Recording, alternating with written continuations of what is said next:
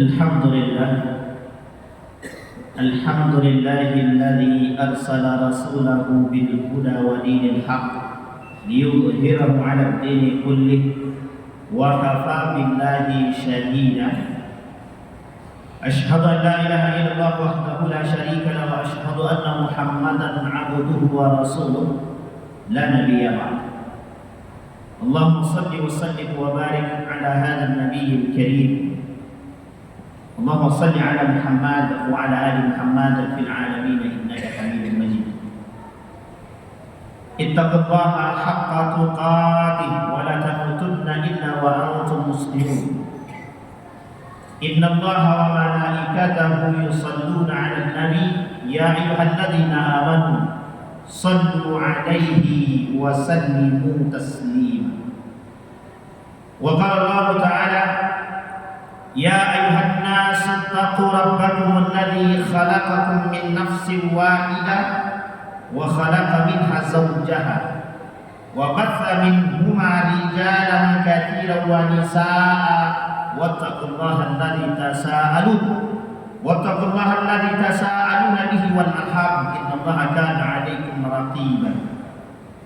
وقال الله تعالى يا أيها الذين آمنوا اتقوا الله وقولوا قولا سديدا يصلح لكم أعمالكم ويغفر لكم ذنوبكم ومن يطع الله ورسوله فقد فاز فوزا عظيما. وقال النبي صلى الله عليه وسلم أول ثلاثة يدخل النار أمير مسلط وذو ثروة من مال ولم يؤدي في حق الله وفقير fakhur. Sadaqallah. Puji syukur kehadirat Allah dengan mengucapkan alhamdulillahirabbil alamin. Berselawat kepada Nabi dengan mengucapkan Allahumma shalli ala Muhammad wa ala ali Muhammad fil alamin innaka Hamidum Majid. Baginda Nabi Muhammad sallallahu alaihi wasallam dalam hadis yang tadi kita bacakan, awwalu thalathatin yadkhulun nar. Setidaknya kata Nabi dalam hadis ini ada 3 golongan yang akan masuk ke dalam neraka pertama sekali. Di dalam riwayat yang lain, yang pertama sekali yashurun nar, yang merasakan neraka. Yang pertama amirun musallatun, pemimpin yang zalim, pemimpin yang brutal, pemimpin yang tidak memperhatikan urusan rakyatnya, tapi justru mementingkan kepentingannya. Imam Hasan Al-Basri mengatakan, pemimpin yang diberikan oleh Allah kekuasaan, razaqahu Allahu mansiban liyusiba bihi nas. Pemimpin yang diberikan oleh Allah atau dianugerahkan jabatan dan kekuasaan, tapi justru dengan kekuasaan mencari kepentingan di balik kemiskinan yang melanda masyarakat atau rakyat mereka yang dipimpin. Pemimpin yang dianggap munafik. Dalam riwayat yang lain dikatakan, jika seorang pemimpin berusaha memimpin satu bangsa, maka masuk dalam kategori al-jihad fi sabilillah wa in amana billah, jika mereka beriman kepada Allah. Bagian daripada jihad adalah mengurus urusan rakyat, adalah bagian daripada jihad. Sehingga di dalam riwayat yang lain, wa awwalu thalathatin yash'urul jannah, orang yang pertama sekali yang akan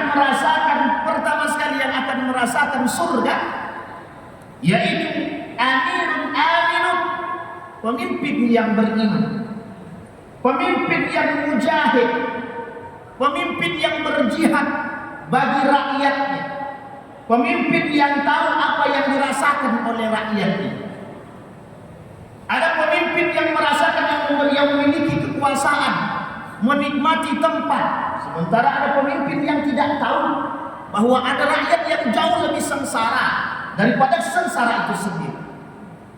Maka kategori pemimpin seperti ini masuk dalam kategori munafik masuk dalam kategori pemimpin yang zalim.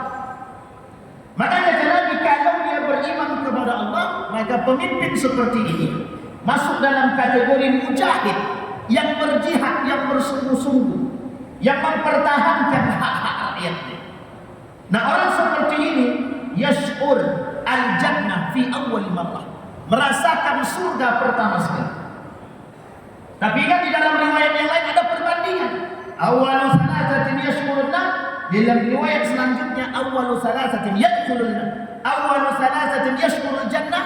Dalam riwayat yang lain awalu salasatin yash'urun. Hadis ini digandeng. 3 yang merasakan surga dan 3 yang merasakan neraka.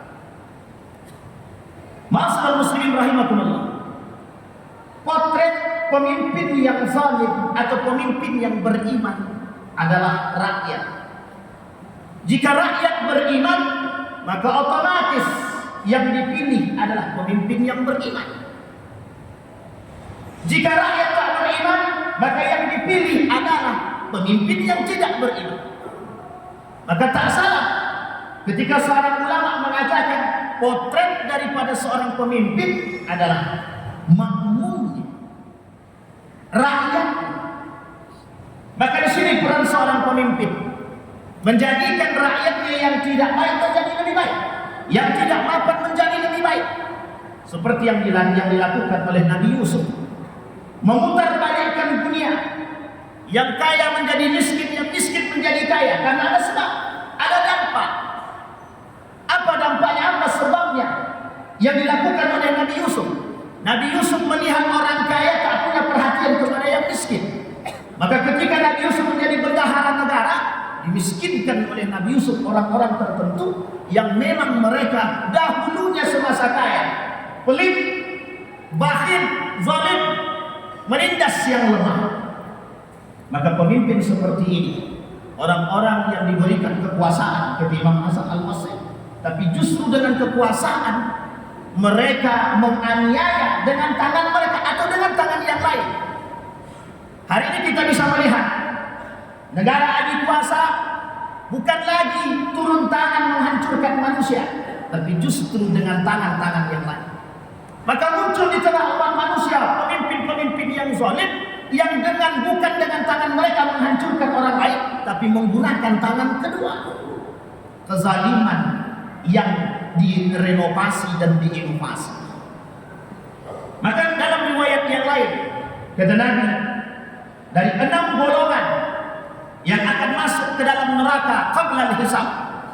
Awal sittatun yadkhulun nar qabla al-hisab. Ada 3 golongan yang akan masuk neraka sebelum dihisab. Meskipun derajat hadis ini sahih, derajat hadis ini adalah dhaif, tapi sebagian ulama mengatakan menghasankan hadis tersebut. Siapa mereka? Salah satu di antaranya al-a'immatu bil jur, pemimpin-pemimpin yang zalim. Pada poin yang kedua, siapa orang yang pertama sekali akan merasakan neraka? Dzu sarwatin min malik falam yu'addi fi haqqillah. Ada orang yang diberikan harta oleh Allah, tapi mereka tidak melakukan amanah harta yang diberikan, tidak mentasarrufkannya kepada yang lain yang berhak menerima. Bahasa sederhananya, orang kaya yang diberikan harta yang bakhil, yang pelit, yang tamak, yang hirsun serakah, yang tamak, yang angkuh, yang sombong dengan harta yang mereka miliki. Di akhir zaman ini, Nabi berkata dalam riwayat yang lain, kata Nabi dalam hadis, himmatuhum butunuhum wa syarafuhum mata'uhum wa qiblatuhum nisa'uhum wa dinuhum dananiruhum wa darahimuhum. Kata Nabi dalam riwayat yang lain, di akhir zaman itu kata Nabi, perut menjadi tujuan hidup manusia, kiblatnya perempuan, kemuliaannya adalah harta, agama mereka adalah uang. Dari 4 poin yang disampaikan oleh Nabi, menggambarkan keadaan manusia manusia di akhir zaman. Betapa rakus, tamak, bakhil manusia yang muncul di akhir zaman. Ada orang dengan harta yang melimpah, ketika datang pengurus masjid, "Pak, silahkan berkurban." Mereka menjawab, "Kami tak mau berkurban. Ini hak-haknya kami, uang-uangnya kami. Kenapa kami harus kasih ke yang lain?" Qarun kedua, pada masanya Qarun melakukan hal demikian. Dia kata Qarun, "Innama utitu ala ilmin indi." Aku diberikan kekuasaan yang aku dapat, harta yang aku miliki, hasil daripada jerih payah. Tidak mau Qarun melakukan, tidak mau bersedekah, tidak mau mengeluarkan zakat, tidak mau membantu orang-orang yang lemah. Padahal di dalam harta yang kita miliki, wa fi amwalihim haqqun lis-sa'ili wal mahrum, ada hak-hak orang lain yang harus kita keluarkan. Maka dalam riwayat yang lain Nabi kata, Allah membenci 3 perkara, tapi kebencian Allah terhadap 3 perkara jauh lebih Allah benci. Salah satu di antaranya adalah Allah membenci orang kaya yang sombong, yang angkuh, yang bakhil, yang hirsut, yang tamak.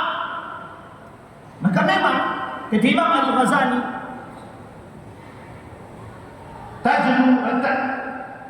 taksur rijala mahabatan wa majalasa. Inna darahima taksur rijala wa mahabatan. Kelak di akhir zaman kata Imam Al-Ghazali, yang membuat manusia terhormat itu bukan iman, tapi harta. Sehingga yang muncul di tengah umat manusia kelak di akhir zaman, orang-orang yang rakus dengan harta yang dia miliki. Tapi uniknya, penyakit yang tumbuh dalam diri orang-orang yang rakus dan serakah, ahalla haram wa harama halal. Mereka akan menghalalkan yang haram dan akan mengharamkan yang halal. Apapun caranya akan mereka lakukan untuk memperkaya diri. Apapun caranya akan mereka lakukan untuk memiskinkan orang. Terutama dalam urusan perniagaan. Manusia berlomba-lomba dalam urusan perniagaan. Bukan untuk memakmurkan agama, bukan untuk mensejahterakan manusia, tapi justru mencari tujuan utama daripada perut mereka, kemuliaan mereka, agama mereka. Maka tak salah ketika Nabi berkata, kelak yang menjadi Tuhan di tengah umat manusia adalah harta. Yang ketiga, itu baginda Nabi Muhammad sallallahu alaihi wasallam, faqirun fakhur. Kata Nabi, di akhir zaman ada orang fakir, fakhur. Ada orang miskin, orang fakir, fukara, tapi sombong, angkuh, tak mau datang kepada Allah. Merasa dengan kefakirannya dan kemampuannya melepaskan diri daripada kefakiran. Tapi lihat apa yang mereka rasakan. Kefakiran mereka justru menjadikan mereka kufur kepada Allah. Manusia di akhir zaman, kadal faqru an yakuna kufra. Banyak orang-orang yang fakir justru mengantarkan kepada kekufuran. Dengan akibat kefakiran, banyak mengantarkan manusia kepada perbuatan-perbuatan yang salah. Pada masanya era jahiliyah, kita ambil contoh, banyak orang yang datang kepada perdukunan hanya untuk membuat diri mereka kaya di hadapan manusia. Kenapa? Pada masa jahiliyah kekayaan membuat mereka terhormat. Sampai hari ini tabiat dan karakter seperti ini masih dilakukan.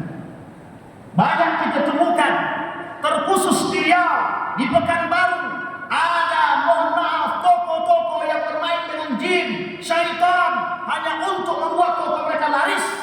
Kesyirikan yang nyata, kekufuran yang nyata diakibatkan karena kefakiran mereka, baik fakir ilmi wal mal, menjadikan mereka kufur kepada Allah. Mereka mengaku beriman kepada Allah, tapi mereka melakukan perbuatan-perbuatan yang syirik, justru mengantarkan mereka kepada kekufuran. Na'udzubillah tsumma na'udzubillah. Apa kata Nabi dalam riwayat yang lain? Aghdhabu thalathan wa bughdi bi thalathin ashar.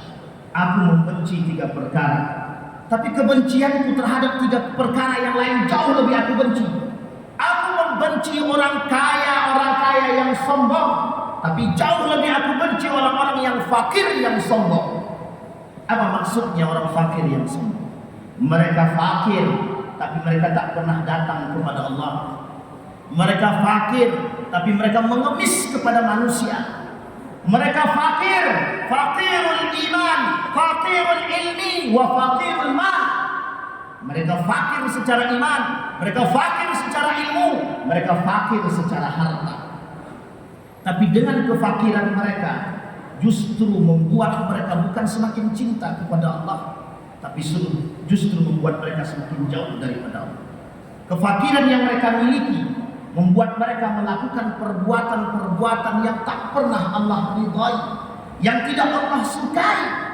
Bahkan ada kefakiran yang mereka miliki justru melampaui batas-batas syariat yang memang mereka lakukan. Uniknya hari ini banyak orang yang fakirul iman, termasuk orang kaya yang sombong dan angkuh, mereka adalah fakirul iman dan fakirul ilmi. Kenapa demikian? Keangkuhan, keserakahan mengantarkan mereka jauh daripada iman kepada Allah, sehingga menyebabkan mereka melakukan perbuatan-perbuatan yang fatal, yang melanggar syariat, bermain dengan ribawi, mencari urusan-urusan dunia, menghalalkan sesuatu yang haram, memunculkan fatwa-fatwa yang tidak disukai, datang kepada orang-orang tertentu melakukan suap-suapan hanya untuk mendapatkan kepentingan dunia dan ingin memenuhi kebutuhan yang tekadnya adalah perut mereka sebagai tujuan hidup. Kemuliaan mereka adalah harta, agama mereka adalah dirham dan dinar, uang semata, bukan yang lain. Maka di dalam riwayat yang lain kata Nabi, awwalu thalathatin yuqda yaumal qiyamah, ada 3 perkara yang kelak akan diperhitungkan di hari kiamat. Siapa mereka yang akan diperhitungkan kelak di hari kiamat? 3 golongan disebutkan oleh para ulama. Man makna yuqda? Makna yuqda adalah ashkhas, orang-orang yang kelak di hari kiamat mereka juga termasuk dalam golongan diperhitungkan dan akan masuk ke dalam neraka. Awal, pertama, orang yang mengaku berjihad di jalan Allah. Orang yang mengaku lisannya berbuat demi rakyat, tapi pada hakikatnya bukan untuk rakyat. Suatu ketika hadis ini kemudian dibacakan oleh baginda Nabi Muhammad SAW. Al-mujahid fima jahadta jahadtu fika, qala kadzabta wa taqulu al-malaika kadzabta. Kata Allah, engkau dusta. Kalian tidak berjihad untuk rakyat, kalian tidak berjihad untuk Allah, kalian tidak berjihad untuk Rasulullah. Walakin jahadta liyuqalu mujahidan. Kau berjihad, kau bekerja keras, kau bersungguh-sungguh mengatasnamakan dirimu bohong. Tapi kalian berjihad atas nama manusia agar engkau dipanggil sebagai seorang pahlawan, agar engkau dipanggil sebagai seorang mujahid, agar engkau dipanggil sebagai orang yang baik, orang yang bersungguh-sungguh bekerja keras.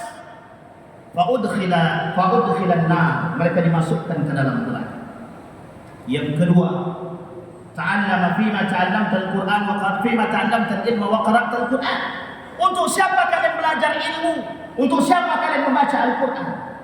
Dinukil oleh Imam Nawawi dalam kitabnya Tibyan fi Adab Hamalat al-Qur'an. Kemudian dikatakan, ta'allamna al-ilma wa qara'na al-Qur'ana fika. Kami belajar ilmu untukmu, kami membaca Quran untukmu. Kadzabta wa taqulu al-malaika kadzabta. Kemudian malaikat mengatakan engkau dusta. Ta'allamta al-ilma liyuqalu 'aliman wa qara'ta al-Qur'ana liyuqalu qari'an. Kemudian pada kalimat yang terakhir disampaikan oleh baginda Nabi Muhammad SAW, fima tasaddaqta, kepada siapa engkau bersedekah? Tasaddaqtu fika, aku bersedekah untuk dirimu. Wa qala Allah Ta'ala kadzabta wa taqulu al-malaika kadzabta. Engkau dusta, malaikat mengatakan engkau dusta. Tasaddaqta liyuqalu mutasaddiqa, kalian bersedekah agar dipanggil dermawan, sakha, agar kalian dipuji oleh manusia. Dalam pada hadis yang kedua ini, 3 golongan juga sama yang akan masuk ke dalam neraka. Para ulama hadis mencoba mengkomparasi, menggabungkan 2 hadis tersebut. Hadis yang pertama dan hadis yang kedua. Pada hadis yang pertama derajatnya hasan, pada hadis yang kedua derajatnya sahih. Artinya apa? Setidaknya dalam hadis ini Nabi memberikan contoh dan ancaman kepada kita. Ada 6 golongan yang kelak yang akan merasakan pertama sekali neraka yang dijanjikan bagi mereka orang-orang yang tidak bersyukur dan tidak beriman. Kemudian dikategorikan dalam kalimat terakhir oleh para ulama dalam hadis tersebut pada hadis yang kedua. Manhum humul munafiqun. Siapa mereka? Mereka adalah orang-orang munafik. Fa'tabil ya ulil absar la'allakum tuflihun.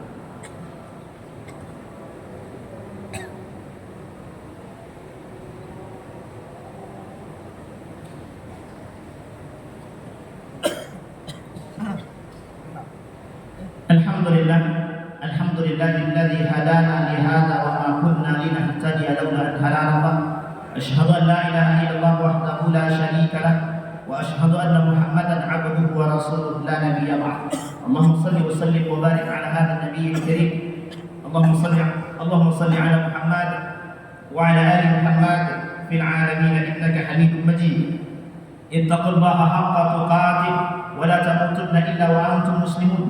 إن الله وملائكته يصلون على النبي يا أيها الذين آمنوا صلوا عليه وسلموا تسليما. اللهم اغفر للمسلمين والمسلمات والمؤمنين والمؤمنات برحمتك يا ذا الجلال والإكرام. اللهم أعنا على ذكرك وشكرك وحسن عبادتك.